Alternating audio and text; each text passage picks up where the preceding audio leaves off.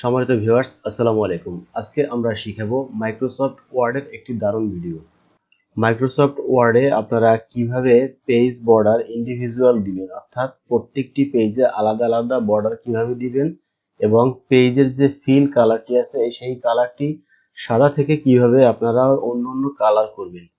এই ভিডিওটি দেখার জন্য আপনারা আমার চ্যানেলটি সাবস্ক্রাইব করে পাশে থাকা বেল আইকনটি অন করে দিন এবং ভিডিওটি ভালো লাগলে একটি লাইক দিন। আমরা প্রথমে আমাদের মাইক্রোসফট ওয়ার্ড ওপেন করে নিব। সার্চ বার থেকে এখানে ওয়ার্ড আপনারা যদি লিখে দেন তাহলে চলে আসবে। ওয়ার্ডটি আমরা ওপেন করে নেই। নেওয়ার পরে আমরা একটি ব্ল্যাঙ্ক ডকুমেন্টসে ক্লিক করে দিই। দেওয়ার পর এরকম একটি ইন্টারফেস আসবে, এরকম একটি পেজ আপনার চলে আসবে। আসার পর এখান থেকে আপনি আরো পেজ যে নেওয়া দরকার সেইভাবে পেজগুলো বাড়িয়ে নেবেন। তো পেজ বাড়ানোর জন্য আপনার চলে যাবে লেআউট অপশনে। লেআউট থেকে এখানে এই যে ব্রেকস অপশন আছে এখানে ক্লিক করবেন। করার পরে দেখেন যে নেক্সট পেজ নামে একটি অপশন আছে, এখান থেকে ক্লিক করলে নেক্সটে আরেকটি পেজ চলে আসবে। সেম সিস্টেমে আবার এখান থেকে নেক্সট পেজে যাবেন, আরেকটি পেজ আসবে। এই পেজগুলো যদি ছোট করতে হয়, যেমন আমার উপরে দুটো আসছে নিচে একটা আসছে, এখন পাশাপাশি যদি আরো বেশি আনতে হয় একই স্ক্রিনের মধ্যে, তাহলে আপনি কিবোর্ড থেকে কন্ট্রোল চেপে ধরে মাউসের চাকাটি নিচের দিকে ঘোরাবেন, তাহলে দেখবেন এরকম ছোট হয়ে যাবে। তো আমি 3টি পেজ নিয়েছি, আরেকটি পেজ নিতে পারি। এখান থেকে আপনার যত খুশি তত আপনি নিতে পারেন, ঠিক আছে। তো আমি 4টি নিলাম। এখন এই 4টি পেজে কিভাবে আমি ইন্ডিভিজুয়াল বর্ডার দিব, যেমন এখানে এই পেজে একটি বর্ডার দিব, এই পেজে আরেকটি, এই পেজে অন্য আরেকটি, এই পেজে অন্য আরেকটি, এরকম আমাদের বিভিন্ন কাজ করার সময় ইন্ডিভিজুয়াল বা ডিফারেন্স কিছু বর্ডার দেওয়ার প্রয়োজন পড়ে। তো আমরা এই ভিডিওটি এজন্যই করেছি, যেমন আমরা এই পেজটিতে একটি বর্ডার দেব। তো এই পেজে আমরা ক্লিক করে মাউস পয়েন্টার নিয়ে ডাবল ক্লিক করে মাউস পয়েন্টার নিয়ে আসলাম। এখন আমরা এখান থেকে চলে যাব ডিজাইন অপশনে। আমি দেখাচ্ছি মাইক্রোসফট ওয়ার্ড 2019 থেকে। তো আপনারা যদি 2007 দিয়ে করেন তাহলে এই পেজ বর্ডার অপশনটি পেজ লেআউটের মধ্যে পেয়ে যাবেন। এর পরবর্তী ভার্সনগুলোতে আপডেট ভার্সন 13 থেকে পরবর্তীগুলোতে আপনারা ডিজাইনের মধ্যেই পেয়ে যাবেন। ডিজাইন অপশনটি আলাদা করে কিন্তু সাথে দেয়া নেই, পরবর্তীগুলোতে আলাদা করে দেয়া আছে। যাই হোক, আপনারা ডিজাইন অপশন থেকে যে পেজ বর্ডার অপশনটি এখানে ক্লিক করে দিবেন। দেওয়ার পরে এরকম অপশন আসবে। আসার পরে এখান থেকে আপনারা বর্ডার যদি এখান থেকে দিতে চান, অর্থাৎ এখানে যে স্টাইল আছে এই স্টাইলে যদি দিতে চান তাহলে এখান থেকে সিলেক্ট করবেন।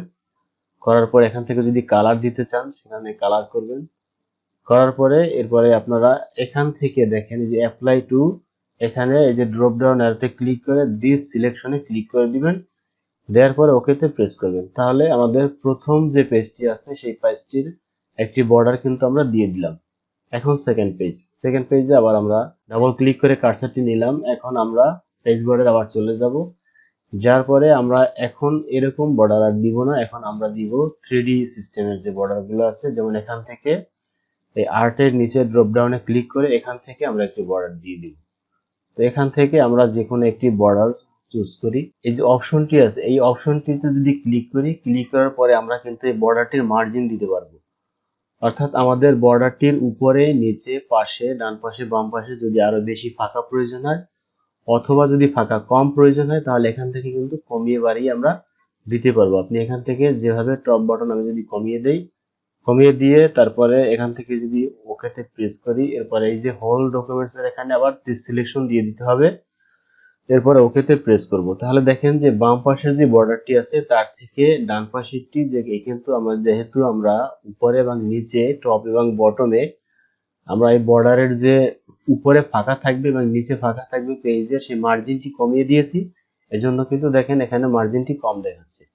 তো আমি এখানে কিন্তু দ্বিতীয় পেজে ইন্ডিভিজুয়াল বর্ডার আমি দিয়ে দিলাম। এখন তৃতীয় পেজে আমরা ইন্ডিভিজুয়াল বর্ডার দিব।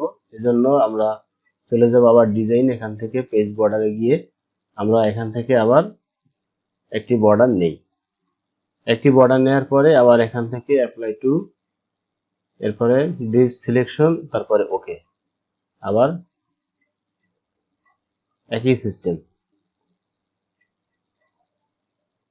আচ্ছা, এখন দেখলেন আমরা কিন্তু আলাদা আলাদা করে প্রত্যেকটির বর্ডার আমরা কিন্তু নিয়ে নিলাম।